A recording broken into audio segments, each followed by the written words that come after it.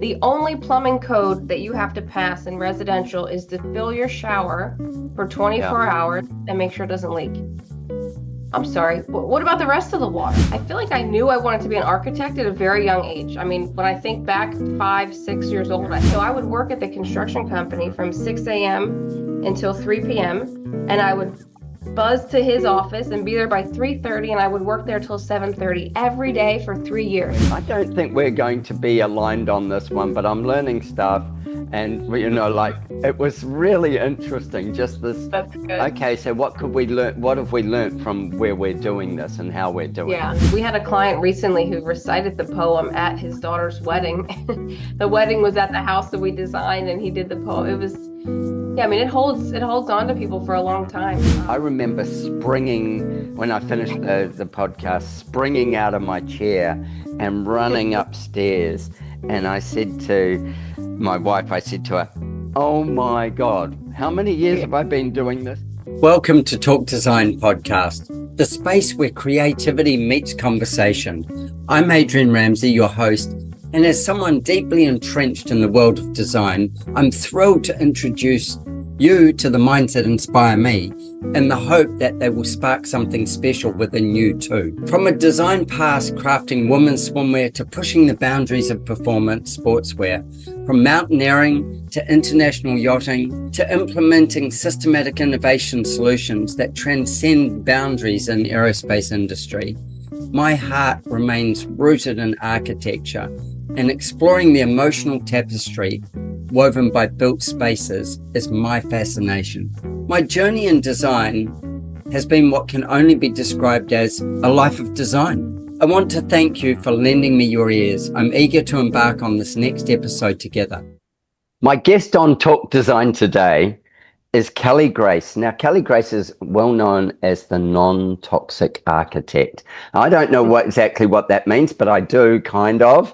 But we're going to dig into that today. She's certainly charming, so I don't think toxicity of anything other than the built environment is what we're going to talk about. But we may get there. Let's see where we go.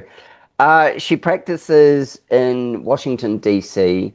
With Travis Price Architecture, who are a very well-known firm, big award-winning firm, but like incredible architecture. And she brings a lot to what happens there. She lives in Maryland. So the commute's about the same in time, but not in distance. But it's much easier to live in Maryland with chickens and dogs than it is in DC. Yes, so we're going to dig into the non-toxic architect's mind. We're going to get enlightened, I'm hoping. I'm pretty sure we are. So I want to welcome you to the show. And for everybody watching or listening, YouTube is a great place for this. We're going to share some pictures. So on YouTube, that would be really cool if you can zoom in and look in there and actually see some of the work and some of the descriptions of why the work works. So, Kelly, thank you so much for making time. I'm really excited. Absolutely. Thank you so much for having me. I'm so excited to be here and talk to a fellow architect who gets me, who understands. At least you appear to. Yeah. A lot of my talks are with builders, so sometimes we have, we're communicating on different levels. Yeah. And I know, I totally am on board with that. Let's kick off with a little bit about your origin story. So you started out as a little girl. Probably a reasonable handful, I would say, with, I think there's a bit of sass in there. That's right. So take us from this sort of journey and when you discovered architecture and then when you discovered the nuances of things like toxicity in building, etc. Take us away.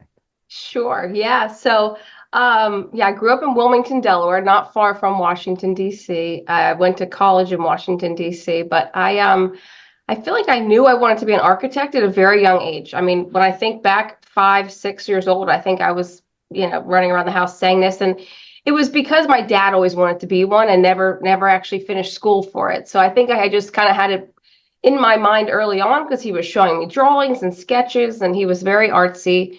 Um, and he was a home painter.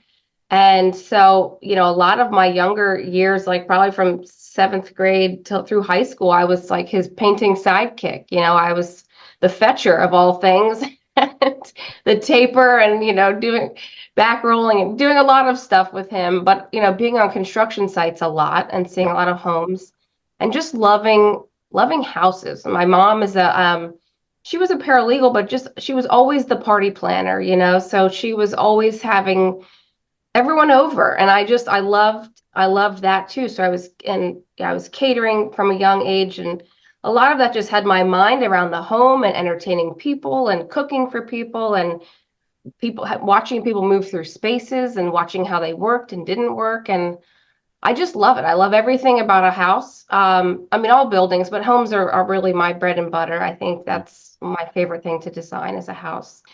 So yeah, I mean, I when I got out of college, it was 2008. It was the middle of the recession. Architects were not hiring. I had been working for Travis. He was my professor at Catholic University, and I drank the Kool-Aid early on. I mean, he's a huge philosophical, storytelling, amazing architect. And we did several around the world design build courses in college, which I just absolutely fell in love with, where we would design sculptures to an ancient culture and then go to that place and build the sculpture in school, like in the summer. So it was a super hands-on. Seriously? It was amazing. It was called Spirit of Place, Spirit of Design, I and love that.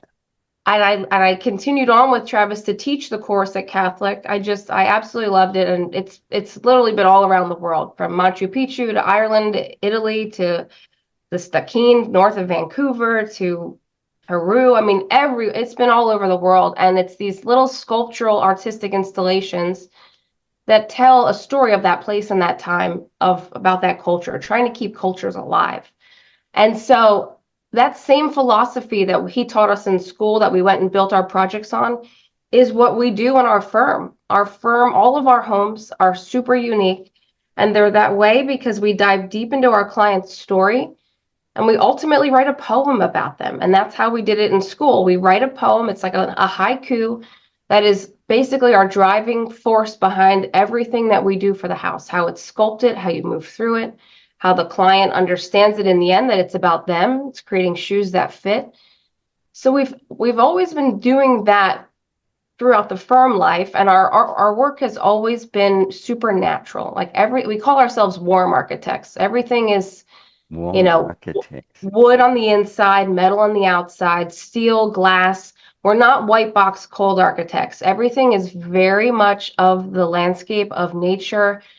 So like you're immediately, your nervous system is immediately calm and cool because it's that biophilic design that you have this resonance with nature. And I want to dig we're into this. I want to dig in. for sure. I'm writing notes frantically, and I'm But going. so here's the thing. In 2008, he wasn't hiring. So after interning there all through college, I couldn't work for him when I got out.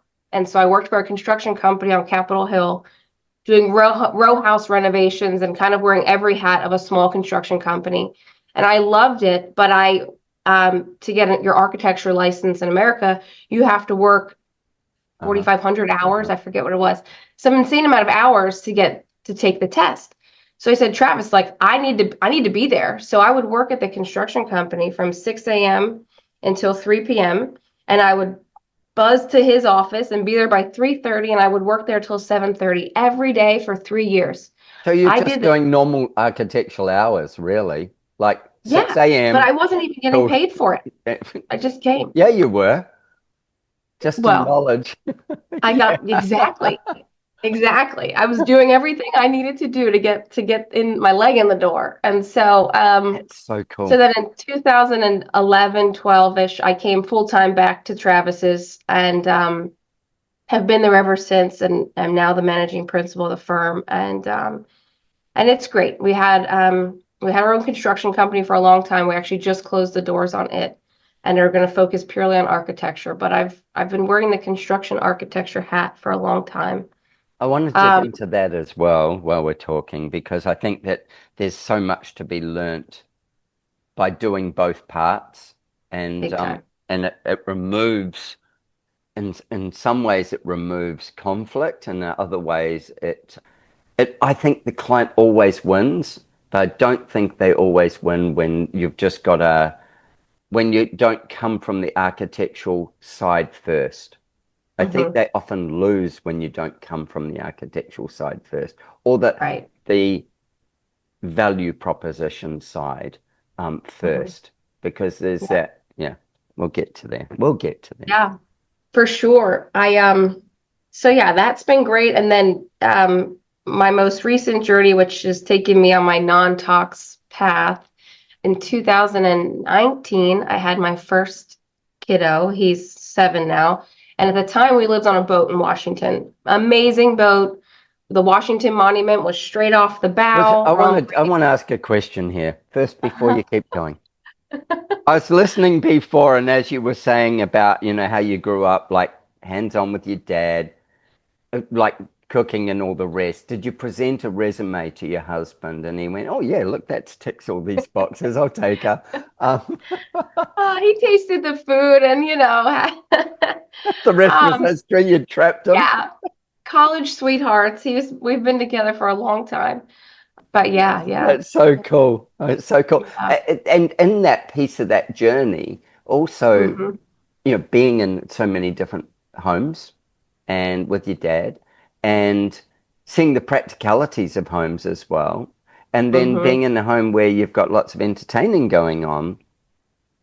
I mean, for so many people, they wouldn't even notice the things, but you're watching circulation, you're watching how things work, you're Hmm. positioning things, like, Yeah. and then there's a piece that all kind of comes together, which I'm picking came from Spirit of Place and Spirit of Design, is orientation and behavior, because it's about survival. Nowadays we can fake survival. We just build a box. We can survive. We put enough Hmm. regulations around it. Our building codes carry enough regulations that you could put this thing upside down in the wrong spot, whatever. It will work still. It'll be. It won't work well, but it will work. And Might be we moldy. build. Yeah, it'll be moldy, and yeah, you won't live in it long. But you think of subdivisions, so somebody comes along and they buy up the old farm or whatever it is. This land gets released, I'm going to call it, Hmm. by whoever, and it becomes a subdivision. Somewhere in there, somebody draws a contour map, and then the bulldozers come in and they start recontouring everything to get as many flat sites out of it as possible. And they're doing that to fit as many sites on it and whatever Hmm. other things they have to do. They don't give a rat's ass about whether it's orientated north, south, east, or west, Right. and they don't care about what any of the climatic conditions are around it, where the rain comes from, the wind comes from, what will suit what. Not Yeah. one of those things, and they just slice and dice this thing up for the maximum amount of money that they can Hmm. get from the thing. And that's what I wouldn't say it's what we always get to deal with, because it isn't. And we're privileged in the fact that people have often bought more land and we get to play on a bigger playground. But for the most part, that's how everybody lives. I Hmm. actually live in a house that's done like that. There's a Me street. too. Mine just happens to face due north, which is perfect that's For your due you, yeah. south. Yeah, Yeah. yeah, yeah. And it sticks out far enough that I get eastern sun all morning, and it protects me from the western sun, which is too hot. So from that point of view, um, they got this one right. And that's probably because it was a road that was benched along the side of a hill to get as the hill dropped Hmm. down. You know, so Right. so and Yeah. the view just had, if I'd lived on the other side of the hill, it would have been due south, and they Hmm. would have built the same house. They Hmm. would have just Yep. picked it up, turned it around, and put it over there. Yep. Exactly. So I go this whole thing of being aware from a young age, or observing from a young age, and actually computing it. Hmm. You know, I think Yeah. that's the first kind of clue that Yeah. there was something going on. Yeah, I'm genuinely super interested in you and like who you are as a person, who my client is as a person. I want to know about them and I want to know about their story and their culture, what their habits are. I mean, I want to know everything I can possibly about them. And then I ask questions that they might not have even asked about themselves that I can start prying into. And usually this is over a bottle of wine or something because we're getting deep here because we're going in every bedroom, It's every room, it's literally. therapy. Yeah. It really is. It really is. For both parties. It's like therapy Yeah. for them and it's therapy. I had a client recently who I said to her, so we're gonna dig in a bit here, and I won't use her name. Um, but anyway, and she's like, okay, cool, like this. And so I started, and we're digging around, and she was sitting on the sofa, and I was sitting on a lounge chair, and then finally she goes, oh, fuck me, like this. This is like therapy. And she lies back on the couch, flops her head over the back, and she goes, okay, ask me anything. I'm open. It's all yours. I'm open. That's when my hourly rate doubles and I'll be here all day. Yeah.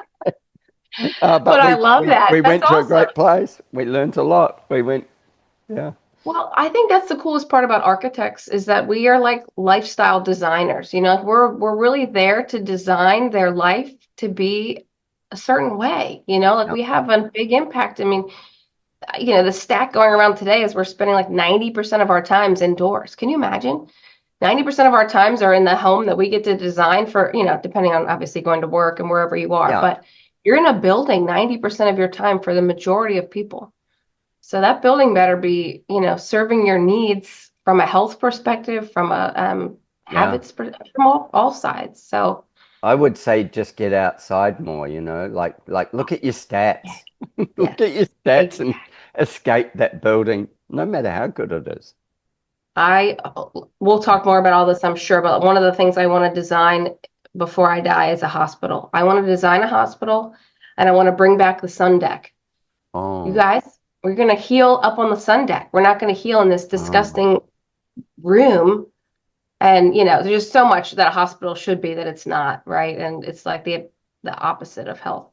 Um, I could talk on that forever, but I think It'd be one of our subjects. Okay, so let's go back to you're on a boat.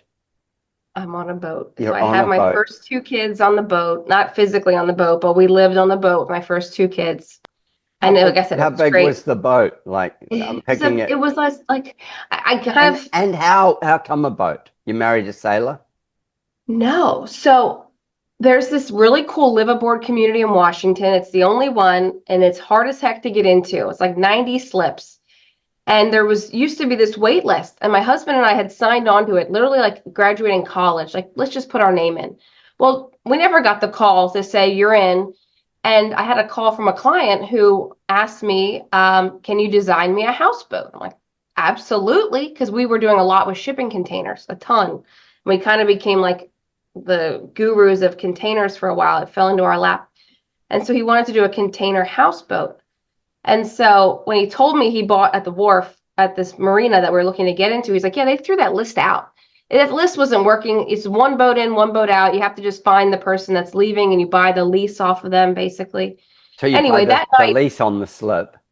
you buy the lease on the slip and you buy their boat. You have to buy the boat that's in the slip. And then if you want to bring a new one in, you sell it and you deal with all that. The marina doesn't have to deal with it. So my goal was to design a floating home for my family. We went to Sausalito. We were doing all the things, and I'm researching, to build us a floating home. But Hmm. unfortunately, the marina set a silly zoning rule for the marina of 15 feet tall, a 15-foot height limit. And I'm like, well, this isn't going to work for my growing 15 family. foot. So that's only 3 meters. It wasn't even Is two that right? stories. I mean, it Yeah. was like barely two, because if I could do a two-story vessel, Sure. 40, 50 feet long. We could have lived in that till the end of time. Really, we could have. But anyway, they changed It's the rules. 5 meters. Yeah. So 15 feet's 5 meters. So that would be, yeah, you one story is going to be seriously compromised, and you can't really dig out to get a lower story. Well, the cool thing is you can. You got to go Because to you can Sausalito ballast it. sometime. You can ballast it to There drop are it. literally concrete foundations that have clear story windows. It's like a basement floating in the water, and they're square. I mean, it literally is a house floating. And this is big in the Pacific Northwest, in Seattle and in California, upper Northwest. Yeah, And yeah, absolutely. What was the movie? Sleepless in Seattle. Didn't it start in a houseboat? Yeah, yes, absolutely. yeah. A long story short, we did not do the houseboat, but we ended up buying this like 1990s. I swear it was like a Hugh Hefner yacht. It was like a 60-foot, had gold trim. I mean, I literally felt like Damn. Hugh Hefner stayed in this boat before, but it was You've four kept it beds, right. two baths. What'd you say? I said you've kept it right. No, we got rid of it. But it was awesome. Life was simple. We had all the furniture was built in. You couldn't bring really anything Hmm. on. It was the most simplistic life. We raised ducks on it during COVID. Our family's wild. And we grew in that boat with the kids until my oldest was like almost four, 3.5, 4. And we decided to leave because we couldn't build the house. And at that point, we were just ready for more land. And so, but I do believe my two kids that lived on that boat have had some heavier medical problems, I think, because of mold on that boat. And unfortunately, I didn't know then what I know now, so I can't go find that boat and testing it. It's not going to do me any good. But I do think, my son had really severe respiratory issues. Um, and my daughter has really bad eczema, and it was just there was a lot of little things that were they slept in that same bedroom. So I'm sure, and boats have carpet. I don't know if you know this. It's pretty gross. Most of these boats have these carpets that roll out and roll up so you can get to the bottom. Yeah, I don't know why you would put carpet on a boat if, in the end of the day. But they anyway, do that though. Yeah, a lot of boats have a carpet. lot They of have boats have. marine carpet, which is like a heavy nylon or something. And some Yeah, of them aren't even that marine-ish. They lift up so you can access things. So, right, right. but before I had kids, I was already on the health trail of food and clean eating, clean living. And then when you have kids, you just really start peeling the onion of like all the things on their bodies, everything, especially if they're sick at all. Like you start tackling like every little thing. So I went super natural, super simplistic, very early on with the kids. And then almost to the point where it was a little too much. And then I'm like, my husband said to me, like, why don't you start a podcast about this? Or why don't you start talking about this? And I just was like, why isn't my architecture more about this? And it just dawned on me one day, it clicked probably 2 years ago, where I'm like, our homes are already very modern, very natural, but like we don't take it to the next degree of like what exactly are we breathing? I mean, 2 years ago I was using spray foam. I won't touch it today, but like especially in shipping containers, it was great because it's Spray foam and big, it's thin very and it little. insulates. Yeah, yeah. Yeah, so It's like easy to apply. Yeah, yeah. yeah. But now I'm having this. So that's where the page started. It's really my own research project of documenting what I'm learning and sharing it with the world because I do think mold in America is actually a huge epidemic. I've read something like 70% of homes are full of mold, and I'm like, that's crazy. That's a bad look on builders and architects alike. We've been doing it wrong, right? There's something that's inherently wrong in the way we've been building. I agree. This Yeah. is like it's a subject that's being spoken about everywhere, but not being spoken about anywhere. And the regulatory bodies are, telling us they need this or they need this or they need this, but this is just the air we breathe. And I imagine this is what the conspiracy theorist in me does. It goes, if they spoke about it too much, they'd have to upgrade every public building that the government owns in the country. Mm-hmm. And they go, oh, don't bring that into it because we don't have that $1 trillion just lying around.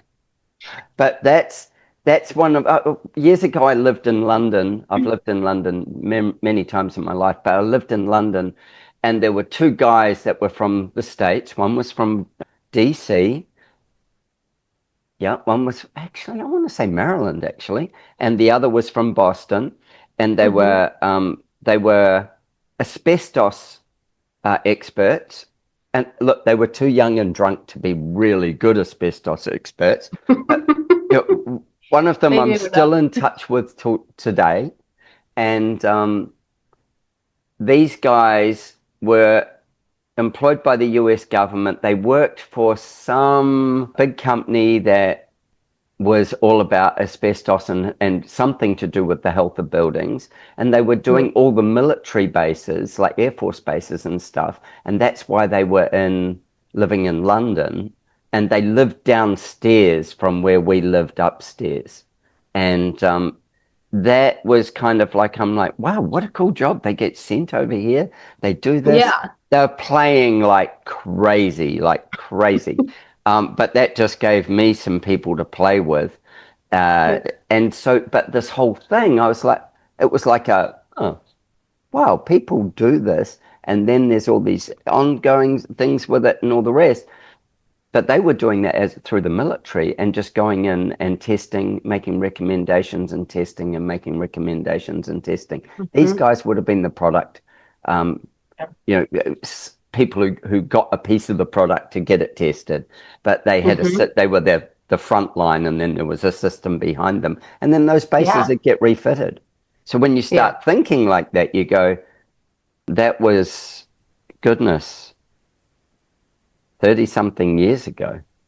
That this was Yeah. they were doing it. So yeah, the cost of bringing everything would be a factor that they go, oh, let's just sweep that one under the rug. Yeah. And also established experts in the field that is the field of, we'll call it building biology, big enough that there was enough people in it to service the entire industry. And the Mhm. answer is no. The answer is Mm. definitely no.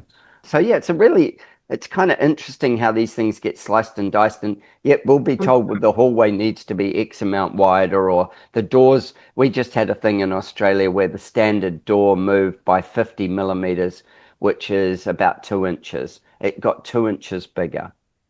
You know why? Well, maybe not in Australia, but in America. Same. Yeah, yeah. The second, this is. I think we lead in obesity, not you. Really? Wow. I know they just changed the weight of the design calcs for a chair. It used to be, I think, 250 pounds, and now it's like 300 and some. Yeah. Design a chair load. Yeah. People are Um, bigger and heavier, and not just obesity either. We've got humans are growing taller. I remember, so I used to work in the fashion industry, and with that, there was this thing where so I designed women's swimwear. So I was like a expert in women's swimwear. But one of the mhm, things we noticed was is we used to design, say, you a bikini, not mhm. you specifically, but Sure, bikinis, sure. and we suddenly went to separates because of bust sizes. And we Mhm. used to joke that it was just the hormones in the chicken. Everybody was eating chicken, there's hormones, but bust sizes grew. But then the Interesting. other thing that we noticed is body length grew because people were Hmm. getting taller. That's interesting. So the average human's getting bigger. And now Mhm. I've got two daughters. I remember as they've been growing, one of them isn't particularly tall. In fact, she's short, and the other one, the younger one's taller. But interesting thing is, I've looked at stats along the way, and women are Mhm. now the tallest that they've ever been, and That's on interesting. average. Yeah. Yeah. Yeah. But we haven't made doorways higher. We've just made them wider. Yeah. I mean, but going back to that, I think, I mean, that's something I'm railing on a lot in America now is, and I've rewritten the specs in our drawings for every Hmm. house, and giving builders a much stricter list of what they have to do to button up the house. And one of them is do water testing our windows. Like, there's nothing in the code here.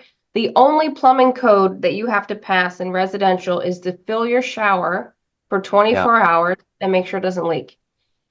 I'm sorry. What about the rest of the water? Why aren't we testing the windows? Why aren't we testing the roof? Why aren't we testing the flashing? I mean, I loathe, all the, I don't want to say inspections, but government overreach. I mean, don't get me wrong. I'm not a person that likes all of these inspections, but at the same time, if the builders aren't doing it right, like somebody, and this is why we write it into our specs, and we pretty much tell our clients now, like, you have to hire a third-party inspector to watch your back, because it's not the inspection companies in America aren't forced to do it. The county, the city, whoever they're hiring, there's no checklist for water management, moisture, vapor, any of that. So I make them hire a third party, and we're using more envelope consultants today than ever before, because we also, I mean, it's just easier too. It's more of a CYA thing for us as architects, because a lot of times we're pushing the edges of architecture, right? We're not doing the same humdrum house that's very easy to button up. We're doing, wild things that have a lot of steel and glass that we have to be careful with, thermal breaks and things that are above my head a lot of times when it comes to making sure that envelope and all of the, the materials are compatible. As you say, you're playing out on the edges, and you're pushing it to the extreme in so many cases. Yeah. It's interesting that the regulations, as you say, don't have any and if we were all good humans, we'd take care of that to some degree. But regulations do always set a path that people have to adhere to the lowest quality standard. So that there's some protection.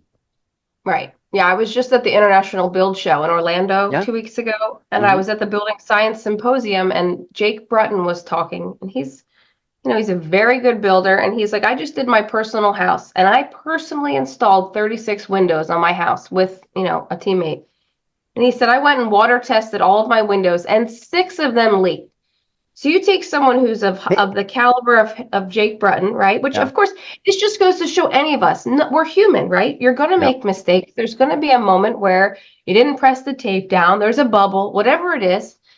But the fact that that's not even a test in our system is a failure on our part, right? So I do think, if you're part of the A team of architects and builders, it's just part of your standards. It's not even a negotiable. It's just, this is what you get, and this is how you achieve a healthy, non-moldy home, right? You're hiring people that know. That's my bug. if his is leaking and he's been the one who's done it, that would suggest that whatever your home is, it's leaking. And 100%. And that's kind of scary, isn't it? Well, it is, but it also it should wake people up, right? Because no one's perfect, even if you think you're the best builder. Like, water test your windows.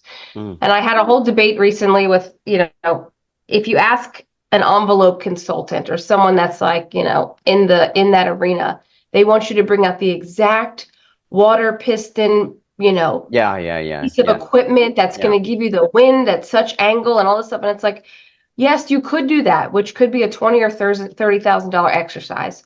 Or we could get a garden hose, right, and simulate rain in a sprinkle and start there. And let's see where we go. Like, do we need the $30,000? If it's leaking at that point, let's try and fix that first. Right. We're not trying to reverse the wind, the rain, and cause a hurricane event, but people make it out too much. Matt Risinger would have been there with the Build Show, without a doubt. He was. I met him. I took a picture with him. Oh, cool. Yeah. Nice. Matt's a good friend. He's a great guy. And when he talks, I don't know whether he spoke or whether he was just hanging out doing stuff, but he talks about how he ended up being a building scientist and getting so deep into it because he had stuff that was leaking and he was getting called back and it was costing him money. And he's like, what? I got to fix this because I don't want the legals that go with this. That isn't why. He wanted to fix it because it's the right thing to do. But the legals that go with this are just ridiculous. And so he's like, we need to get it done at the right stage early on. We need this thing to be an envelope. And it's fascinating. I mean, he's built a great reputation and a great following out of this, this piece of this Hmm. knowledge. And then, like I am, and you'd be the same with this. I go, how does his building science collide with building biology? And what's that materiality thing? I Hmm. recently had him and Paula Baker Laporte in the same room, Oh which yeah. yeah, yeah, yeah, which was really good. And Matt, I remember him saying at one point, Paula, after he'd seen her speaking, he went, I don't think we're going to be aligned on this one, but I'm learning stuff. And, Mhm. like it was really interesting. Just this, That's good. okay, so what could we learn? What have we learned from where we're doing this and how we're doing it? Yeah. Yeah, Yeah. yeah. Yeah, I mean, I'm so much about going back to the basics, which for me is like geometry and physics, right? I mean, glue and tape have not been around forever. And the Mhm. fact that we need to rely on that for our building envelope is a bit scary. You know, I mean, I don't, yeah. Oh, no, I was going to say one of them, either Paula or Matt, I think it was Paula. She put a slide up in her presentation about roof pitch Hmm. and showed, it could have been Matt, and showed how the wind patterns, as if it's, so if you've got a pitched roof at whatever, and whatever your eave distance is, showed how the pitch shifted where the water hit the wall with a wind speed of whatever. And Hmm. these, when we do buildings with no overhangs, etc., just how that opens us to Yeah. potential for things. And that doesn't mean we shouldn't do them. It just means we need to know what we're dealing with. But this slide Mhm. just stuck in my brain. It'll be in my notes Yep. of, okay, so this degree of pitch versus this degree of pitch made this much difference. Uh-huh. Um, and the old thing of, well, we might just pitch the roof the same pitch. Like my roof here's got a 9-degree pitch on it. Now, on both sides and on all Hmm. pieces. And I'm like, Hmm. really? It faces this way, the weather comes from this way, and then this way behind me. That should have probably a different pitch there than this side here. They should be different to cope Right. with how they receive the climate. Yeah, So when absolutely. I'm designing now, I go, oh, okay, hold on a second. What's my prevailing? What's all those things? Yeah. How should I alter this roof accordingly to get the best Hmm. performance out of it? For the building, Absolutely. for the walls, Yeah. not the roof. Yeah. Yeah. No, this is the best. This is the beauty of one of the beautiful things about the internet is just getting to meet everybody and hear everybody's ideas and opinions because, I being modern architects, I mean, we have done a lot of flat roof, no overhang buildings, and typically that's because we're in a city environment and we've got city clients who want a roof deck and we're maximizing. We don't have the room for these big overhangs on a lot of these I was about to side say yard also setbacks. where our sites are constrained, so Yeah. we're trying to maximize the livable space on the site within the house that they spend 90% of their time in. That's just it. And they want that full roof as a Yeah, hangout space. It's yeah. It's an extra not, floor. so yeah, but more and more of these conversations just make me, want to dive deeper, like you just said, on each project. Now, how do we make that a little bit better? Like Mm. we're doing really cool, beautiful stainless steel fins that are come out cantilevered to protect a window. So maybe the roof isn't coming over, but we're doing other things that are architecturally cool to solve it. Um, but it's knowing what, Yeah. knowing what you need to know to do it. Well, and how it reacts. It's not just looking pretty. It's not just, Yeah, hair and has makeup. a purpose. Yeah, yeah. It's actually got a foundation that makes it come out. I don't even know where we're going now that we've gone down this rabbit hole. Well, yeah, we can go a lot of places. I mean, I think, Take me somewhere. yeah, I mean, I'm I'm just all thinking yours, about, Kelly. I can start the slideshow a little bit, or we could just talk more about, I you know, want I something I want to talk about because hmm it more than sparked my interest is you were talking about the spirit of place and spirit of design. And from that, I'm just super jealous, and but I'll come to terms with that. And then B, because I'm not super jealous because you got to do it all. I'm super jealous for what you learnt by dissecting these climates and then context, where they built, why they built in certain places. There was very little intervention with rearranging nature. There was no bulldozer.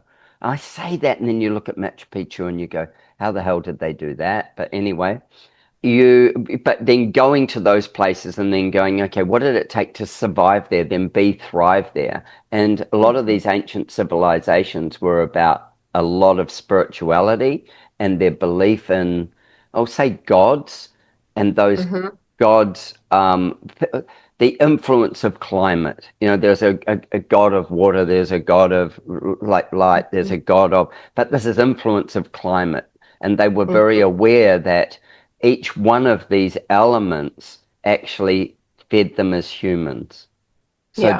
they were like, oh, I'm not getting enough sunshine. It's a bit like, people got scurvy and then they went, oh, we need to salt that stuff down. We need iodine, like just these Mm-hmm. kinds of things. As humans, we kind of forget the lesson because somebody takes care of it. I think we're moving Yeah. into, this is down another rabbit hole. I'm not going to go there, but we're moving into a massive space of this with AI, where people are disconnecting more from their actual being, and they will use the knowledge of AI, which is great because it's got so much knowledge, but they'll use that knowledge without actually knowing their own diagnosis. But Yeah. let's go back to the spirit of place. Mm-hmm. I want you to take me on some stories. I want you to take me to all the places. No, I want to go on some stories that Yeah. things that you learnt from it and Yeah. in those environments. And then I want you to connect those environments to a project that Mm-hmm. you've worked on. Yeah, sure. When I was in school, the two that I got to go and build were in Ireland. Both of the years were back to back in Ireland. And Ireland is a mystical, magical place. I mean, it Whereabouts is, in Ireland? And both of them were, well, one of them was in County Mayo in Belmullet, the upper northwest, uh-huh, and another one was in Kilkenny, uh-huh. Yeah, which is yeah. lower south. The one in Kilkenny was a monument to James Hoban, who's the architect of the White House in America. It was in his birth town. It was right where the land that he was born on. And he had like a really rough upbringing. So we learn about him as a person, right? We learn about his family and how he got to America and how he became the architect of the White House. And I mean, that How was a did little, he how did he become the architect? Can you you remember? know, yeah. So he was in, I think he was in South Carolina or Georgia. And there was a competition to design the White House.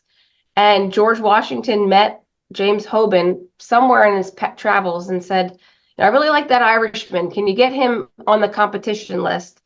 And so he competed and put in his drawing for the White House. But then Jefferson also competed, and Washington did not like Jefferson. And so Jefferson put in his competition under a fake name, an alias name. And Washington was like, I know that's Jefferson. And he didn't give it to Jefferson, and he gave it to Hoban. He's like, I like this Irishman. And so James Hoban designed the White House, and I think he was a carpenter by trade, came over, during that whatever time that was, the 1700s, 1800s, and so yeah, he won the job, and so our monument, I have it up here. The Washington Uh, Monument? No. I don't, no, you can't quite see it up there. It's up on the top, Uh-huh. the blue sky. Yeah. Yeah. The blue sky, that one. Yeah. That's the monument to James Hoban. And it's basically just, it's a sculpture, right? But four walls, one really rough, rocky wall that's getting more refined to Carrara marble, which is what the White House was, an ode to the White House at the end. And the rough rock was like his upbringing was very rough and tumultuous. And then you move to the next layer of he's becoming more and more of a refined man, and you're moving through these frosted panels of glass that are etched in Gaelic and English, telling the poem that we created about his life. And it's just a passage through this monument. And you get to the end and it tells you the story of him with the White House etched into the glass. And it reflects under the Carrara marble at the end. And just little things like that. But, in school, it's cool because you have a class with 25 other kids and you come in and everyone has to start with making a poem about said project. Mm-hmm. And then the poem, we call it like kissing cousins, starts to merge. We pull different adjectives and pieces of every kid's poem and we make this huge board on the wall. We're putting all of these words together. Then we start to marry words that are very similar. So we're boiling it down to the essence of that story. And then that essence becomes a few sentences, maybe 3, 4, 5. It depends on the project.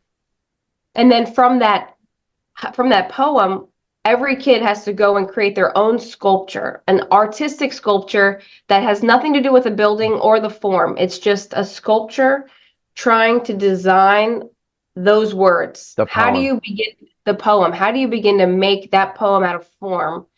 And people are using all different mediums, big, small, wild stuff. And everyone comes in with their model.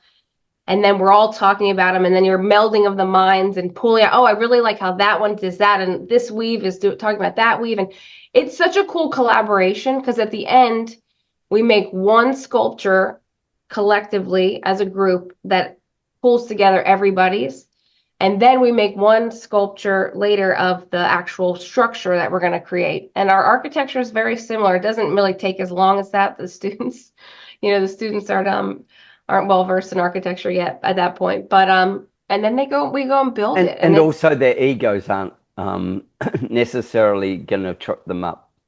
Yeah, it's a beautiful class of collaboration. And then when you go and actually everyone's picking up boulders and huge rocks in Ireland from 6 a.m. till 6 p.m. and burning off a hangover from being in the pub all night, and you're in it together, and so. I'm glad I got to go on the Irish ones because I'm definitely an Irish lass over here, and but they've done so many. But it's cool how it carries through to the architecture and the storytelling, and really leaving an imprint on each piece. I think it. You said before about creating the poem, and I jotted down a note because my kids went to a Montessori school here. And it's one of the only, I think there's 5, or there were when my last daughter left there. There were 5 Montessori schools that went to college level or university level. We call it university. And it was one of those. It's a model one for the world. And with it, they had an architect come at some point and design a new greenfield. They bought a greenfield site. They created a farm school, and they had to bring in buildings they had and stuff, but they created a roundhouse for the youngest. So this is your sort of 3-year-olds on. And a couple of things that really stood out was his name's Philip. Anyway, he was given, he was telling a story, not for this, but how he had been given a poem as his design brief for a job, and how that had influenced what he'd done here as well. And then another piece that was that the roundhouse, because young kids are looking for safety, all faced inwardly, and there are very few windows to the outside world because it was an inside world, but it had a massive courtyard in the middle and layers so that you look down into the courtyard and grass and stuff, and then breakout kind of play areas. Some of those looked out, but they were still protected. They were still within this comfort zone. And then beyond that, then there was like we'll call it a middle school. It was actually separated by a bit of forest, and those kids were a bit older. And then there was a senior school that was separated way over on another part of the farm. And it was, again, surrounded with trees and big fields and stuff. But the kind of thing of these are different stages of your life, and they would interact, but prescribed more than non-prescribed, because these are stages you grow through with a cohort, and then you move to this next stage, and they gave transitional differences in where you moved to, how you got there, the journeys, the paths, all these kinds of things. And that's Mm-hmm. like you've left this one, you've grown up, you know, tick. Yeah. This you're Mhm. growing up now. You're taking this next step, and this is what Yeah. you'll need to do with life in this next step. And then this one, Mm-hmm. you're going to make a big jump because you're moving it towards adulthood. And so you will do this. So it wasn't like it was just stepping linearly. It was like, oh, this is a big jump. And that big jump Mm-hmm. will take you here. And the Yeah. building shifted from um, kind of to almost just shelter in the last one. And yeah, all of the buildings would had a dynamicism about them, but this whole kind of theory of thinking on, Mm-hmm. and where this was, it's on a partial floodplain. It's got big trees. It's got lots of gums. Mm-hmm. It's got, yeah, just again of its place. Yeah. Um, and when you were saying that before about spirit of place, you know, I do this thing and with a group of others. We just actually had our first international conference um, called Land Whispering, and it's all about Mm-hmm. grabbing the essence of the spirit of place Oh my and gosh. looking at how that informs before we mess with it, Yeah. so Yeah. that we don't ruin it, and Mm-hmm. then it informs us how the where the energy is in that land.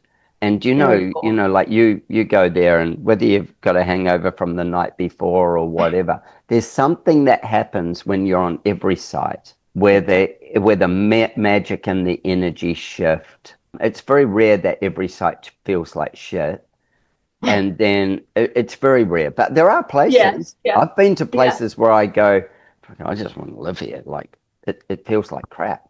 And then there's Yeah. other places where you go, this just feels like I'm I'm safe. My I want to say my soul rests here. It Mm-hmm. and that meets A for the person, but also energetically out of the land.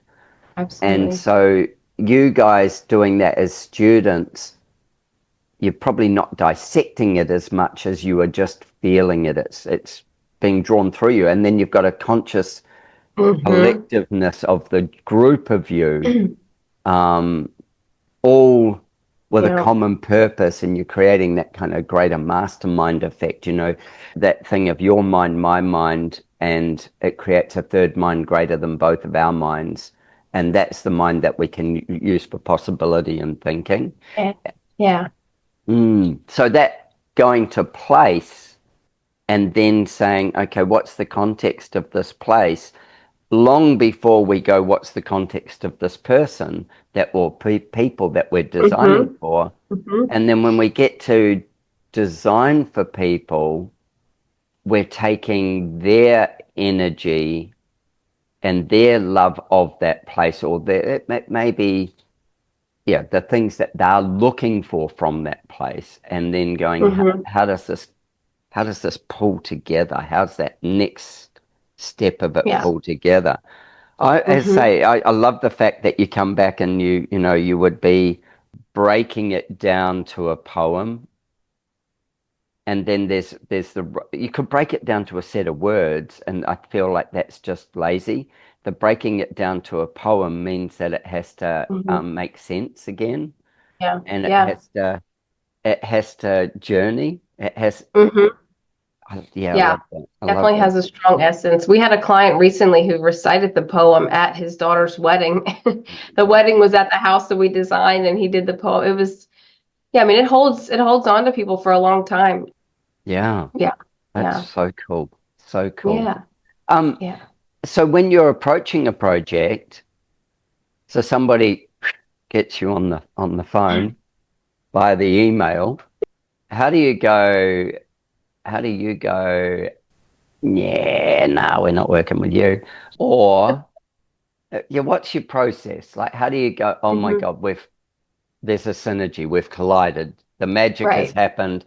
Our Right. vibrational energy and their vibrational energy feels like it's a match, and Hmm. we can truly make some magic here. Yeah. Tell me I what mean, you I do. think. we're lucky in the sense that when people come to us, it's usually because they've researched us a bit already, right? Mhm. Travis has written 2 books on this, so they usually know what we are all about, and they know what they're kind of getting with us when they come to us. So I think people when they, and I don't mean to just say the wealthy because it's not just true, but if anyone who has the luxury to do a custom home is Mhm. at a place, people get to a certain point where they want more of a legacy. They want more of. Well, here's a little question with that. Let's just dig into Yeah. that. Why do they want a custom home? Why does somebody come with wanting a custom home? I mean, look at what the look at the pickings of everything else. I mean, I think the more you travel, the more you're educated, the more you see what's possible, right? The way you experience, maybe you might go to a museum and you're like, "Oh my goodness, the way I felt," or at this spa or at this hotel, the way I felt in this space, I want to feel this all the time at home. Like how could I go back to those 4 walls and those little windows and feel that when I could have this? And I think it's those excursions you take along your life where we always say you're putting stuff in your backpack that you're always gonna remember and pull out later. And I think like everyone, for everything creative, right? We come up with these little moments that you just start collecting, and that feeling is something that people I think yearn for, right? They want to feel that feel So that they you want get. to re-feel a past experience. Yeah, and they're like, how do I get this? And it's not in ye old cookie cutter house. It's not in most things that are repetition. I mean, I think if you were to, of course, go to a quaint old cottage that was, of its time and historically of that quality, Hmm. you feel the same feeling because it's true and authentic. The problem I have with today is people are making these wannabe authentic houses that are not. They're trying to be the 1800, colonial, but they're using a veneer brick and crappy materials and not nearly A the true. PVC weatherboard. You feel it, right? You're not getting the charm. So I think people are yearning for going back to, real craftsmanship unless you're going to perfectly replicate the old, then don't try. History is defined by change. Move on to the next period. Like Yeah. let's Yeah. keep these.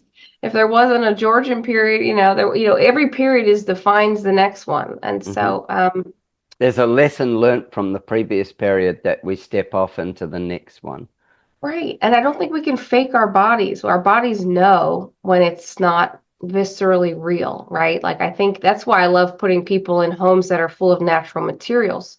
You feel so good and your nervous system knows it. It knows that you're in the side of a tree. It knows that you're touching real stone on the inside and not like a weird plastic countertop or whenever you start Hmm. touching things that Hmm. are man-made of glue, I think your body actually has an energetic, response to it. And to me, I cringe now. And it's not about this grandiose house. You can do this with the smallest of homes. Like I lived on a boat, I would have done the same thing in 1,200 square feet or, less. I could have done, you can do all those So, gestures. so when somebody rings up, I ring up, I end up talking to you, and I've done a bit of research.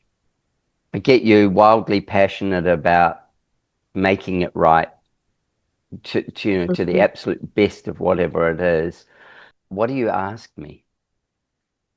I mean, so the deep dive, we do a little deep dive when we're like That first reeling the and fish in, right? The yeah, that beginning. first But little talk. Yeah, it's like yeah, I mean, like yeah, like what are you looking for? And then yeah, as the designer, what are you mhm, looking for to know that you can do extraordinary for them? right. I mean, I think a big piece of it is them being open and willing to trust in us that we're going to take this, you know, allow us the freedom. And if they're not on with modernism, then that's a big, we can't really Right. we're not the right people for you. Yep. That's just kind of one off the cuff. Don't go to somebody. Go to these guys There's so because many they'll do others. this. Yeah. There's so many others. Let's not go there. But if you love our work and you love our designs and like this is, you realize that you're going to get a custom piece with us. I mean, it's hard to say exactly. I'm trying to think of, we ask a lot of normal questions in the beginning, where do you live? What's your site? Just kind of rudimentary questions. And then we get into who they are, what their family's like, their jobs. Still basic, right? I feel like we don't dive in deep until we've kind of signed on, and then we really pop the bottle of wine. Like we're having a dinner together and we're going in, or a lunch, usually a 3 or 4 hour meeting, and we'll do several of them. But we do send them off with homework too. This idea that they just spit it all out. They need to go deep dive and think for themselves and give us a list of fact and fantasy. We make them do 2 lists. Oh, give us fact and all fantasy. Oh, I love all the things you need, and then all the things you would die to have. Dream as big as you could dream, and like let us determine if you can have that or not. Like let us figure out a way in budget and with different things that we can carry them up. I say to my clients, I have 3 categories, and one is it won't happen without it. Yeah, it won't be built. Don't even start. Don't put pencil on paper. It won't happen unless I get these things. And I do mine separately. So if it's husband and wife or wife and husband, whichever, I do mine separately. I want you to go away and be super selfish. I want you to think like you're single. I want you to go, I do not care about my partner at all in this. I do not care about my kids, my dogs, my cats. I just want this for me. So what's my number 1s? It won't happen without it. And then number 2 is I'd really like these things. And number 3 is I ain't got no budget for this, but if you can give me this shit, things are going to get real, Yeah, and exactly. I say to them, go and do it separately. Do not talk. You've spoken enough together. You've done all that. Just, I love that. Just do it yourself. And I actually say to men, I can expect for this from you in, say, a week or so. And I say to women, you take all the time in the world. And I do that because a woman's biorhythms works in a 28-day cycle. A man's works in a 24-hour cycle.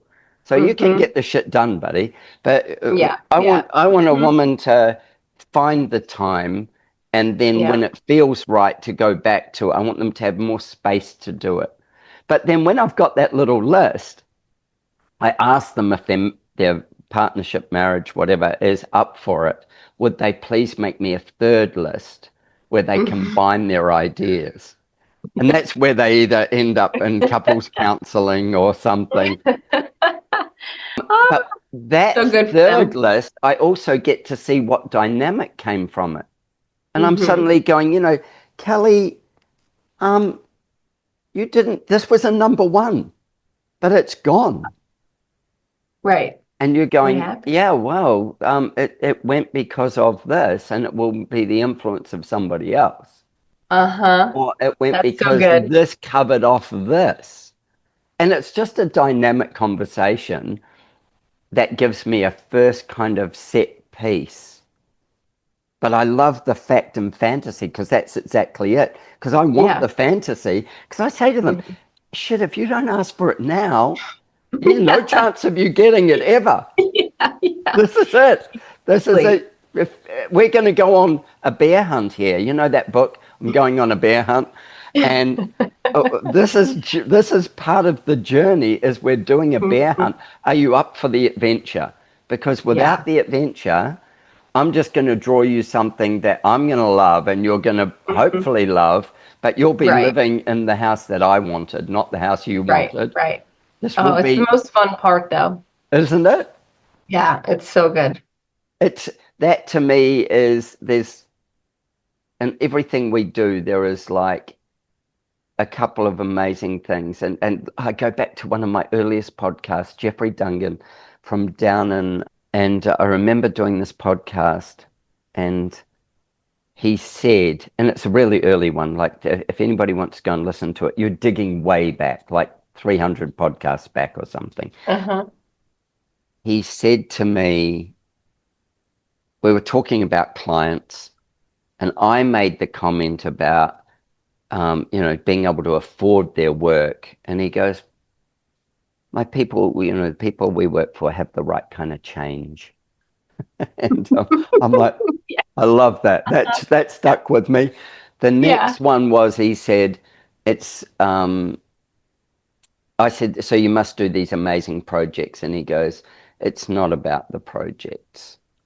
Now I leant right in at that point. I was like, Yeah. Like, was it? Yeah. hold on, it's not about the projects. Hmm. And he said, it's about the people. He said, great people make great projects. Yep. And so don't So care true. where the land is, don't care any of the other stuff, but if they're not great people, It's so, then so true. it's, Yeah. yeah. And that became my man. I remember springing when I finished the podcast, springing out of my chair and running upstairs. And I said to my wife, I said to her, oh my God, how many years Yeah. have I been doing this? And I've been looking for great projects. I am no longer looking for great projects. I'm just looking for great people. I don't care Yeah. whether they want a boathouse and or a deck or a whatever it is. I don't care. I just want to work with people that are great people with great values, and they want to come on the bear hunt. So true. It really, I mean, because we've all been there where you have a bad client and it makes your whole life at work and outside of work awful. You I just say can't it, think I about that. actually, it's worse than that. It ruins the journey for all the other clients because your time Yeah, is you're taken tainted. up with that. Yeah, and so Mhm. you're running one part of your consciousness is running in defense because you've got this bad client, and the other Yep. side of your consciousness is trying to run in possibility. And Hmm. and yeah, one bad apple spoils the whole bunch. Yeah. Yeah. Did you do Landmark? No, but I've no No, landmark. Yeah, yeah. don't worry about it. But no, absolutely. That's part of what they do, isn't it? Is the Well, whole, possibility and who you want to be. Like, yeah, it's yeah, speaking into existence. Hmm. yeah. It's so Yeah, cool. interesting that. So yeah, that's why I'm going. That's why I'm digging with the magic. And when you said fact and fantasy, I'm like, oh God, I love Yes. that. That's like it sings to me. Hmm. Um, And I know that in my phone calls with people, in initial phone consultation, I'll go, we need to get together. Well, sometimes I'll say we don't need to get together, but other times I'll say we need to get together because I think that we could make some magic. Hmm. Hmm. And I'm only Absolutely. here to do that. Hmm. At some point, you'll have to have Travis on your podcast because Yeah, he could let's, go very deep philosophically, more into spirit of place. Like you would totally love to hear. I mean, he yeah. started his journey in philosophy, so he Right. felt like he had to. He went to architecture school, quit, went and got his philosophy, degree, and then went back to architecture just to for that reason to understand people. Yeah, yeah. Yeah, But yeah, then he also wouldn't fill the firm with people who didn't, you wouldn't be there unless you were part of the energy level. He 100%. just wouldn't Yeah. do it. He wouldn't put himself in harm's way.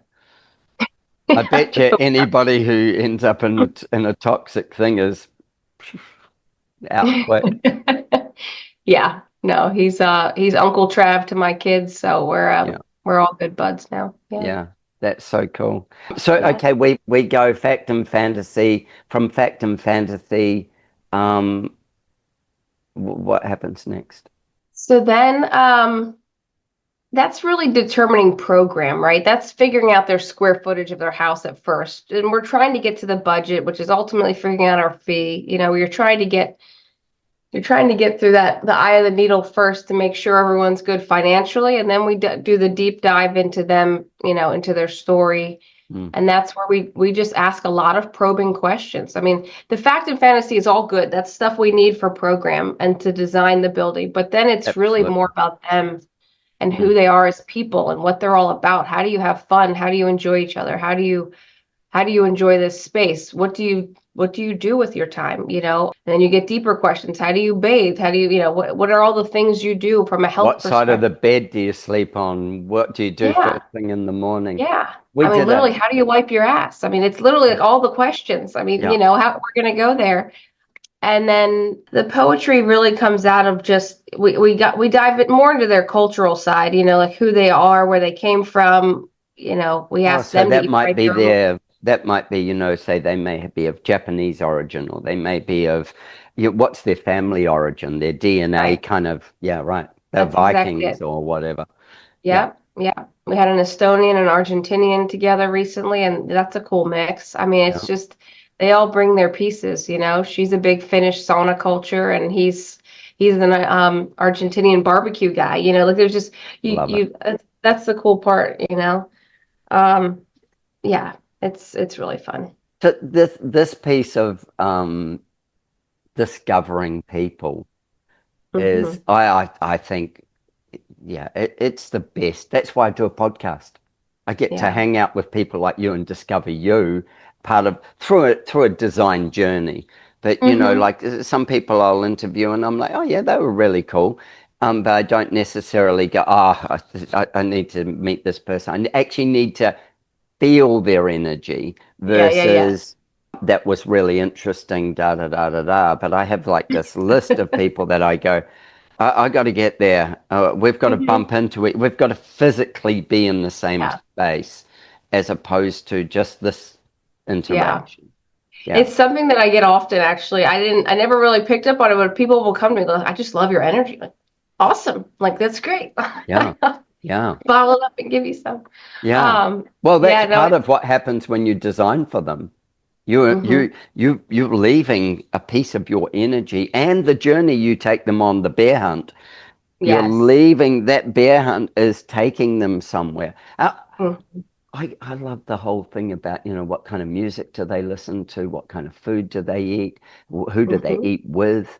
Do they eat Yeah, casually? Do they eat formally? Do they, what time do they go to bed? What time do they get up? What kind of yeah. things do they do? What sports? Where do they love to travel to? What's their Hmm. community involvement?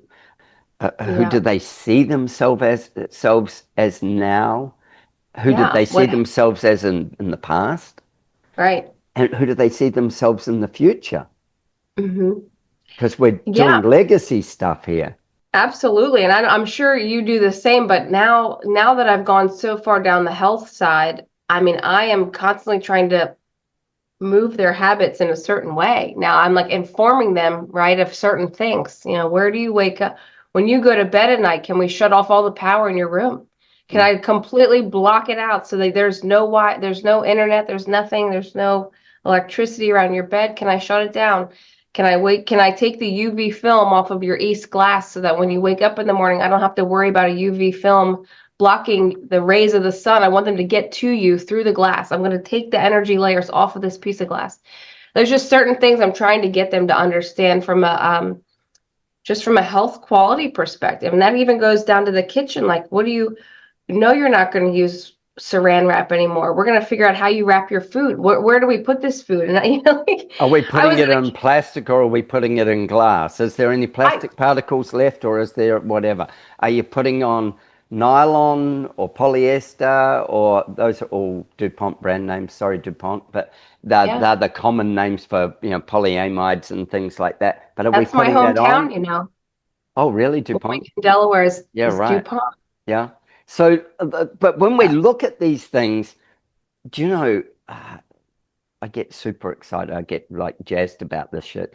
Just well, about a month ago, I met a couple who are young, like 23 and 24, Oh, and I'm doing a wellness space for them. And at 23 and 24, um, they're doing well financially, and they're busy, but they're looking at their lives like maybe a 50-year-old would look at their life and go, Okay, so oh my God, I've got to get some stuff sorted out because I'm going to be 80 Mm-hmm. at some point, and I know that 50's the new 70 or whatever it is, 40s, 70s, 50s, 80, whatever. These guys are at Mm-hmm. 24, 23, and 24 acting My like that. gosh. And Wow. we're going, oh, so the space has to be completely non-toxic. It has to be, that's going, Mm-hmm. oh, we're changing all our clothes to being natural Cotton. fibers. Yeah. We're staring into the sun in the mornings. We're finding time to meditate. We're doing all these different things. We've moved to acreage. Mm-hmm. We've moved away from our workplace because we used to live closer to our workplace, so we've got more of a transitional journey. I'm going, guys, freaks, how good's this? Um, but they are, Exactly what I do. yeah, exactly. Like, oh, thank God I found a freak, like Uh-huh. it is Yeah. so Can I exciting. be your friend? Yeah, exactly. Every moment you're with them, you're learning from them. Mm-hmm. And it's a synergistic relationship where you go, oh, yeah, well, we did this and we did this for this person, but you need to know this and you need to know this to get to this next piece. Um, Mm-hmm. it's so fascinating. So Yeah, and it fascinating. keeps building and on top of itself and unraveling, and it gets better and better. And then once you get to a certain point, you kind of ratchet back down. You go so whole hog, and then you're like, Yeah, oh, yeah, you got to come back to planet Earth a bit. yeah. I think Blow it 90/10. up and then get it down to being able to be built. Yeah, and also just like just your life in general. Anything like it's hard to keep. It's hard to do the non-tox world perfectly. As much as you want to Oh, try. you'll end I up mean, like Howard Hughes locked in a room. yeah, I mean, like we were doing everything we could to get away from microplastics for the Hmm. longest time. And Hmm. then, we have cows grazing on our land at a cabin we have in West Virginia. So we slaughter our cows, not us, but we send them to get slaughtered. And then they come in plastic, and it's like there's just so many things you can't avoid, right? So that's where supplements come in to get rid of Well, yeah, microplastics. and slay the dragon that you can slay, and That's and it. and take on the others. As you don't try and win the war, you try and win the battles along the way. Yeah, and if you go nuts, then what fun is this world, you know? Yeah, Um, yeah, you become yeah, obsessive, and then all of a sudden, the fantasy's gone again. I yeah, find not worth I, it. I find this part so interesting. Because we'll run out of time otherwise. I want to jump into some of your photos. If you're not on Okay, cool. YouTube, come and watch these on YouTube later. If you're driving, anything like that, if you're in the studio, if you're somewhere, you can put it on YouTube. And this is going to get even more exciting because we're going to see some real architecture. But with all this thought process, if you think of all these things came from having a poem, having a person, having a place, and Mm-hmm. the depth of that manifests itself, and gets created into these Yeah, incredible places. So, yeah. Kelly, share I'll your just take you screen through and a couple here yeah, then. do. And we'll explain them as best we can. Well, we won't. I'm saying the royal we. That means Kelly and Kelly. But Okay. let's look Let's at see. these. And these slides that Interesting. we're going to look at some of these slides off from a talk that Kelly gave recently on high performance holistic architecture, which again I think so important to embrace. And look, if you're going to spend good money on a home, and it doesn't matter, let's just say in your case here, it's modern architecture, make sure you've got enough knowledge to know what you're going to get at the other end Yeah, when you're choosing the architect you're working with. big time. Mm. So go, Yeah. take So us I'm just away. gonna take you through a short journey. So this is one of my favorite homes. It's actually in Maryland, just north of Washington, D.C., and it's overlooking the Potomac River. Um, and I'm showing you this picture to start because I want everyone to realize like when we design a house, the design starts at literally the property line. When we enter our site, we're starting to think through exactly how do we arrive, and we want to start. I mean, think about Washington, D.C., busy life at work. You've come home. We want nothing more than to start decompressing you as you get through to your home, right? Mm-hmm. So we're taking you across a path, Mm-hmm. across a little pond of water. We're trying to slow you down, which is why we did this very long, drawn out zigzag path, because we're just trying to get you ready to come home and be still and not be so wound up from work. And one of the things you'll see through all of our architecture is a natural palette. Everything we use is natural stones, whether this is Pennsylvania bluestone, aluminum ceilings, or aluminum roofs. Commercial glazing for the longest time is all aluminum. Where this should go. Um, and then I'll just quickly kind of go through this, but this is a perfect passive solar sun angle. So Travis actually coined the term passive solar in the 70s. He was one of the first green guys that did that.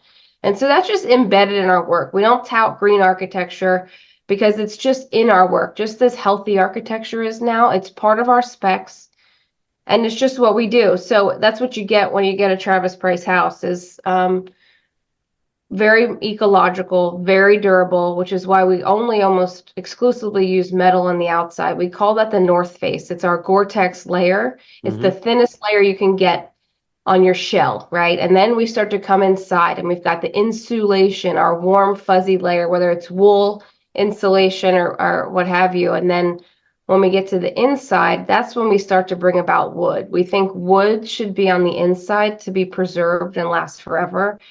And it's that biophilic design that we think gives people this kind of rest with their nervous system. And it just feels good. I'm trying to click through here. So yeah, warm wood interiors, open concept. Whenever we can, we'll do a reflecting pool to the sky. Yeah, right. But mind you, this house was built over, 15 years ago. This is not a new thing. So this is something but you'll see the same theme kind of go through our architecture. Copper, we use a lot of copper. Why copper? Right down the copper it's one of the most sustainable materials, cradle to cradle. It's the most recyclable. It lasts forever. It patinas beautifully. It's just like aluminum. It's like we get to pick our metals as just a smart building system. So I remember in COVID, people suddenly realized the value of copper because of it. Yeah, but it also does the antibacterial. Copper's antibacterial. It's great to drink from. Yeah, and they, suddenly there became this thing. We use ceramics for say toilet pans, and hospitals used to use copper for toilet pans. Probably because it was easy to mold and easy to make from. But the other factor with it is it's like it carries its own ability to what do you call it? Like not breed bacteria. Antimicrobial. Yeah, it's antimicrobial. Yeah, which is why I always love using copper water lines. I hate that America, especially, has gone to PVC and PEX. I mean, this is a whole nother layer of health home discussion, but all of that's embedded in our work too, because we're thinking through all of those systems. Yeah. Again, wood interior. Can you go back one photo? Oh gosh, I don't know. Can I go back? No, don't worry. I can. This one? No, or the one before it. One before it. So this one here, that's the reflecting pond outside the front door. So the photo that we're seeing here, we've got a freestanding fireplace in a long open room, beautiful lounge setting, front door, and so you can enter this house into this space. But then the view, I can't wait to go to this house. Yeah, it's an amazing house. I want to go and see it. But the view takes us out over the river, but all the trees and stuff, and then those trees that are close to the house. And so our timber elements just keep linking us back to the outside. And really, the glass is just a water barrier to stop it coming in. Which is, it's beautiful. What's the climate variation in temperature here? I mean, this is Washington, so it's climate zone like 4 or 5. It's humid as heck in the summer, humid and hot, very hot, and then mild winters, but we'll get a decent snow. It depends. I mean, we'll get a couple feet every winter. Yeah, right. So we kind of run the gamut, honestly, here in Yeah, you're Washington. quite a spread. Yeah. We are a big spread, and the humidity is terrible, and it's And very buggy. the wall on the left-hand side of that last photo just Sorry. there, was that timber? Yeah, that's It birch was. veneer plywood. Yeah, beautiful. That looks Mm-hmm. gorgeously warm. Yeah. And so a lot of our houses actually aren't that expensive. A lot of these beginning ones, we were our own guinea pigs making extraordinary things out of ordinary materials. Like this is Travis's house.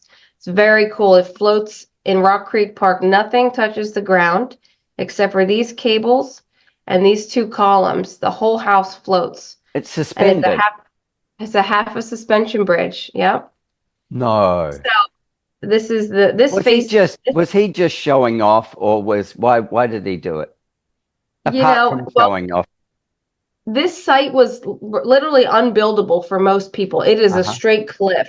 And so, that was the big part of it. And so he got the land for dirt cheap in the middle Yep. of Washington, and it faces a terrible, pretty ugly cul-de-sac. So like lots of tight houses right on this face of the copper. So you don't want to look at anybody this way, really. And then the south face is this glass wall on the back. That's the rear. And this was built in 2001, so 25 years ago. God, that And makes me again, feel old when you just said that. I know, me too. I know. Ugh. But same birch veneer ceilings, a Yeah. lot of wood. Yeah. But we spend a lot of money on our windows. That's for sure. No And the way. whole, This is how he did it. Far out. yeah, it's So about a tree.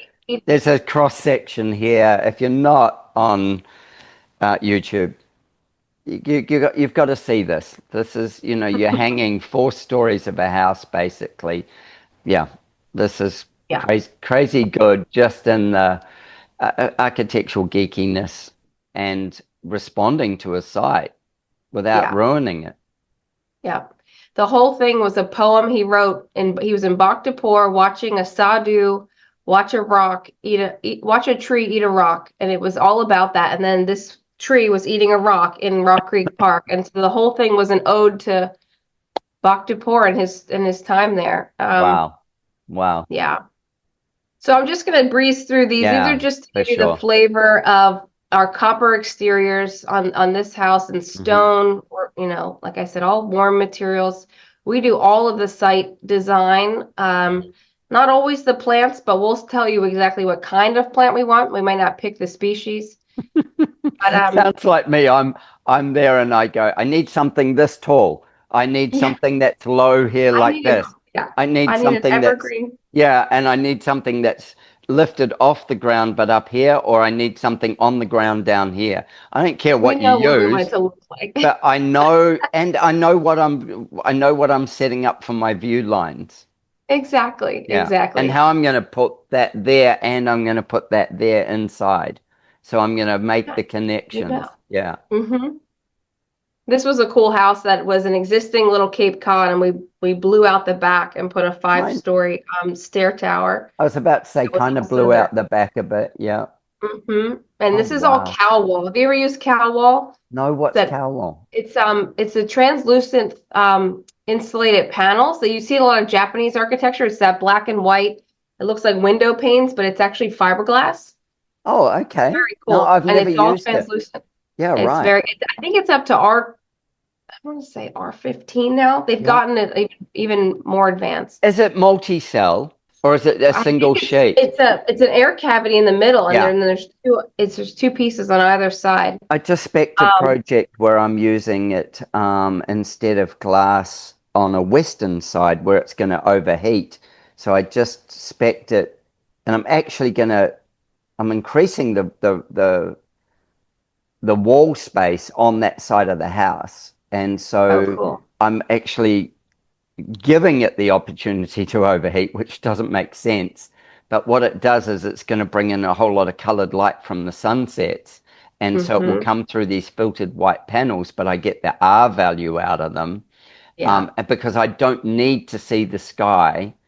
But what I will, there's a lot more than that going on in the design, but I just get all this beautiful filtered light and then Yeah. a dynamically shaped ceiling, which will throw that light in the late hmm afternoon.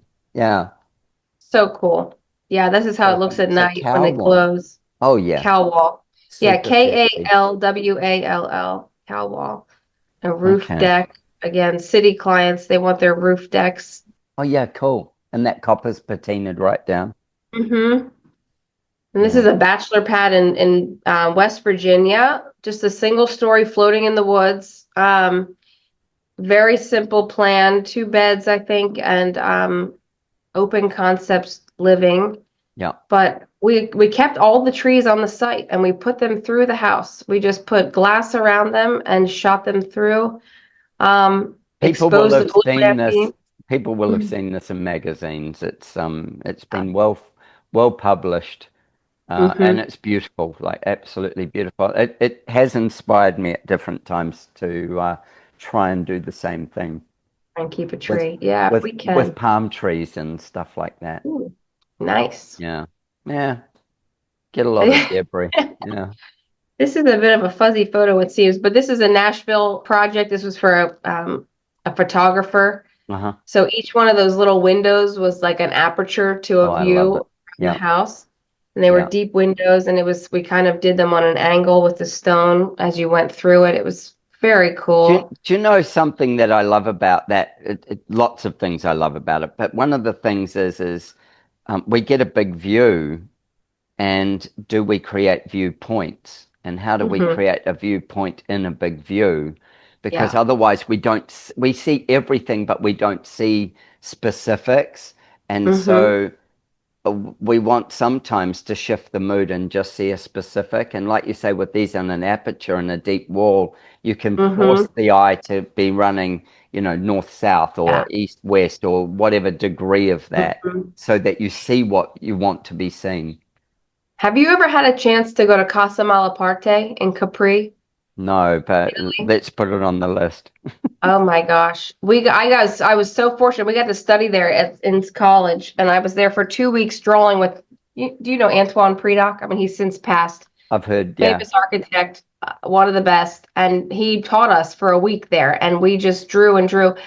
But every window there is perfectly placed to the most beautiful piece of landscape, and it's you really fall in love with. I mean, you're in the middle of Capri. Yeah. You're in the Amalfi Coast. It's just There's everything's plenty to gorgeous. fall in love with anyway. Yeah. Yeah, I mean, so But anyway, but yeah, this is all an exterior rock, um, you hmm know, flagstone facade. We scupper almost all of our water. We don't use gutters and downspouts. We like to shoot it out and make it a feature. yeah, right. So you'll see a lot of those little steel birds beaks that we make custom. I was just in Phoenix, in Arizona with the Texas Society of Architects, and I did photograph some beautiful little, water trajectories Oh that, yeah. yeah. It's a fun play space that you can create. And we were going to a lot of trailheads, and these buildings are spitting that water back into the landscape. Hmm. They're not actually, well, some of them are capturing it and then reusing it for things, but Yeah. otherwise they're shooting it into the landscape. Do you Mm. know Brian from Synergy 360? I just podcasted with him, oh, I reckon about 5 or 6 weeks ago, and it must be Okay, cool. coming really close to coming out on the podcast. Oh, good, good, good. Yeah, no, he's great. And I always joke with him, like, you're in Arizona. You can't get like that's the easiest place to build.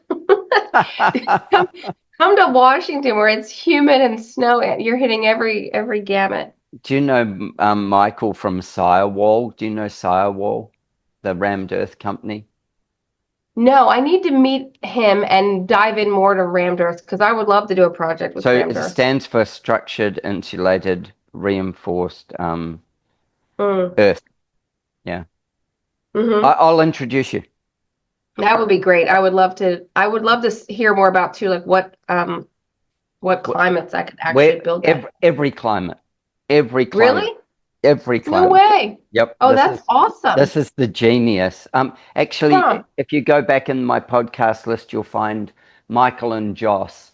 Joss's father started Firewall, and I'm doing a project here in Australia with them. and they've done one other in Australia. And then, yeah, there's endless opportunity. Structurally insulated rammed earth is, yeah, what it is. So we'll go That's down that awesome. rabbit hole later. I would love to. I'm just Yep. going to quickly take you through these because I think we're almost, Yeah, we're okay. I'm okay. yeah, And I'm going to have to go soon. I It's was my about to say daughter's you birthday. might have to. Oh, It's my daughter's seriously? birthday and we're going to go do a little dinner. Oh, absolutely. But Go when you need. yeah, I love this awning here, the way it's yeah. set up with no end bar on it. The Hmm. fact that it just filters the light through, but it has the softness of the blade shape as it runs up. Things an architect sees. Thank you. Yeah. Most people wouldn't have picked So up on that. gorgeous. So gorgeous. Yes. Yeah. But you're getting the gist of the philosophy is the same in pretty Yeah. much all the houses. I would actually never do cedar again. This is a separate house where we did cedar outside. I kind of loathe wood outside because it takes so much maintenance. And I'm all about going out and enjoying life and not having to maintain your home. One of the So things I was just at a house in Phoenix and obviously doesn't have the same level of wet. Um, but the architect who had designed it so that it would gap and bring light through, and that it would age in place and it will deteriorate because it's got so much timber. And that was him and his client going, we're both going to get old together. This house is going to yeah, grow and that's patina cool. with it, which was just, Yeah. again, like this flip of thinking. I love it. I love that too. I love that too. I mean, I do love cedar and copper together, Ah, but I yeah, would push the cedar to be inside, which you'll see we did on the yeah. ceilings here. We brought the Oh, cedar yeah. in. This is the Estonia Argentinian client combo. Ah, You right. can see her furniture is very Estonian. Yeah. We had a finished Copper. sauna Ah, and an oforo. um, so fascinating. So fascinating. Yeah, I mean, I could go on forever, but I think you guys got the taste. But Yeah. No, absolutely. And look, if you weren't looking on YouTube, go back and look. Or just go and buy one of the books and you'll see it in the books as well. yeah. But the philosophy behind it and how you present it and how you create it and the passion Hmm. for Hmm. getting it is what's really important. I have one little exercise I want to do with you. Let's hear Um, let's hear it. it. So I do a thing called an emotional floor plan. So I was watching a little bit about. Keep going. yeah. Keep going. Yeah. So here we go. This is you. Mm-hmm. Your favorite space in your own home. One emotional. Like, tell me what it is first. In my own home or my future dream home? So in my own home it's almost always the kitchen. I love feeding people. I love entertaining. I love the community of that space and just yeah, the coming together of everybody in that space. What's one emotional word that sums it up for you? Gosh, community is too generic. I mean, It's not emotional either. It's your emotion. no, it's not. Your emotion in the space. I mean, it's very giving. And it's giving because I mean, I'm usually giving food, giving nutrients, giving love, giving my attention. Yeah, that makes sense. it does. It does beautifully. So when you're giving, who do you become? Hmm. I become, I mean, giver of life, giver of fulfillment. I become a mom. I don't know. It's more than that because I'm giving to my other, friends and family that come over. I don't know who I But is become. it more than that? Maybe, maybe not. I don't know. It's a hard question, who I become. I don't know why I'm drawing blanks here. Well, if we went down the fact that you become a mum, Mhm. and in there you become, I'll put a couple of words in your mouth, but I want you to take over. There you become a creator of life and a sustainer of life. And it doesn't really matter whether you're being, my mum or your kid's mum or, your husband's mum in the sense Mhm. of you're a creator of life and you're a sustainer of life. Like, Yeah. Like a caregiver, like Yeah, I'm providing what you need. Provider. Yeah. Hmm. But on a provider, not necessarily in. I want you to dig in a little bit on that providing piece, because I could say, oh well, but I earned the paycheck, so I'm the provider or whatever. Yeah, I mean, I think when you're it's almost like how I see an architect, right? I think of myself as the composer, right? The person that's bringing all the pieces and all the people together and in the kitchen, in the sense that you're bringing all the people and all the ingredients, all of the things that need to come together to give people love and joy and connection, right? You're the one bringing the whole party together, the band. You're leading the piece. You're orchestrating it. Hmm. Yeah. So that you can give. Mm-hmm. Yeah. So the piece that you started with there was what, in my home now or my future home? So the difference between now It's and so your funny. future home. It's a complete flip. It's so funny. So I don't have in my current home right now what I would love to have, which is like my own little spa area. And that's a complete personal thing, right? But actually, it is and it isn't, because I would love to enjoy like doing a family sauna where I'm bringing my kids in and we're all in the sauna. But I do want more of that. I've always loved, Tell me um, about that. yeah, I've always loved this. Like I love going to spas. I love tranquility. I love, I'm in the process of designing a non-tox wellness box, and it's like all the things I could do in this space that I would get a lot of joy out of, which is, can I sauna in this space and ground in this space at the same time? Can I do yoga at the same time while doing sound therapy, like healing sound systems? And there's so many sensual things I could see in that space that I would love to have for myself, but again, share communally. Like we've done a lot of work in Finland and done Finnish saunas, and I love how communal that is. Like it's 20 people in the sauna hanging out. It's not just you by yourself. So it's taking that same kind of kitchen approach where community, but having like I envision a spa at my home for the like for the group that's coming to hang. Or we could be in the pool, we can go to the sauna, we could So cook together one outside. emotional word for it. I don't know if it'd be rejuvenate, if that's an emotional word. There's an Uh, emotional word somewhere in there that yeah. that encapsulates the piece of rejuvenate. What is it? It's about you, not them. It's just about Yeah, you. I'm always out to achieve peace, right? Like how can I Hmm. get to peace? And that is harder to get to than it sounds. But when you're so comfortable in everything about who you are in that moment, who you are in that space. There's no heaviness ever. It's just complete lightness. And I think that's like very ephemeral and very comforting. Because who do you get to become? Just me. Just no holding back, just no judgment-free zone, right? You're just completely comfortable and, relaxed. I'm going to give you a word. Enough. Yeah, exactly. Oh my gosh, how did you just hit that? Enough. That's exactly it. Are you sure you didn't do landmark?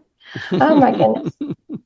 Ah, I went far in that course, so I did a bunch of that work, and it's like I have to it's like anything, use it or lose it. You have to it's like the muscle, you have to keep working on it.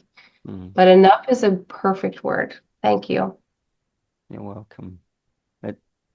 As you were saying it, the word, I got the word. Mm-hmm. It wasn't me. I got the word. You know that part. If I dig back into this, and we're not doing this deep. This isn't Mm-hmm. full therapy. But Yeah. if I dig back into that piece of the kitchen where you are giving and you're being the mum and you're providing Mm-hmm.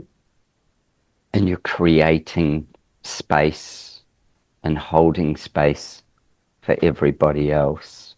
Yeah. The sauna is holding all the space for you. Yeah, get me in there. That's the flip. Mm-hmm. It's one is you're still orchestrating and controlling and giving, like just your heart is just giving everything to create a space for everybody else. And even in the sauna, you want it for others. Mm-hmm. But at that point, you're not trying to control anything. You're enough already. You're enough. Yeah. It's you breathe, you ground, you. I always say to people, it's not about breathing in. It's always about breathing out. The depth, we're holding our breath. Let it go. If we can breathe out, we get to be a whole nother person. 100%. So building an emotional floor plan, room by room, and person by person in a couple. Can't do it together because one will influence the other. You've got to do it separately. But building an emotional floor plan that finds those nuances, and then it informs architecture. Yeah, totally. And it enables you to be over there with your client and pull what you just did with me, to pull that out of them. And that takes a skill. I think it's a rare breed of us that can do it. You can do it very well. And I think that's exactly where you want to be with your client, is over there and pulling those things up that they don't see for themselves. And that's what that's what a bear hunt's about. Yeah, exactly. 100%. Oh, look, I have so enjoyed this. It's one of 1,000 conversations I hope we're going to have in life. Absolutely. I want to hang out. I want to be in the same space. Yeah, absolutely. Let me know when you're over here, and likewise when I come over there. Absolutely. I've never been to Australia. Well, one day. Get here. I know. Thank you so much. This was absolutely awesome. Yeah, I've so enjoyed it. I've so enjoyed it. I hope I gave you energy to go back to start your day. Oh yeah, I'm fired up now. Good. Anybody listening, we'll drop all the things for how to get hold of you, how to take part in this amazing world that you're creating with others, for others. And Kelly, just thanks so much. I so appreciate it. So appreciate it. Yeah. All right. Thank you. Take care. Talk soon. You too. Thank you for tuning into our conversation. I hope it left you both informed and inspired. Don't forget to subscribe wherever you listen. And please don't hesitate to share your design thoughts with me. It's always a joy to hear from you. If you're like me and crave a deeper dive into design thinking, coupled with a love for travel and adventure, consider one of my architectural adventures. Join me and some of my wonderful design friends and embark on a journey of a lifetime. Apply for an unforgettable design experience at adrianramsay.com. With our clients spanning the globe, I firmly believe behind every great project are great people. If you're a great person and seeking to turn your dream into a reality, I'd be honored to design your home with you. Why not join the ranks of our exceptional clients and let's make your heart sing? Reach out to me at studio@ardesignhouse.com.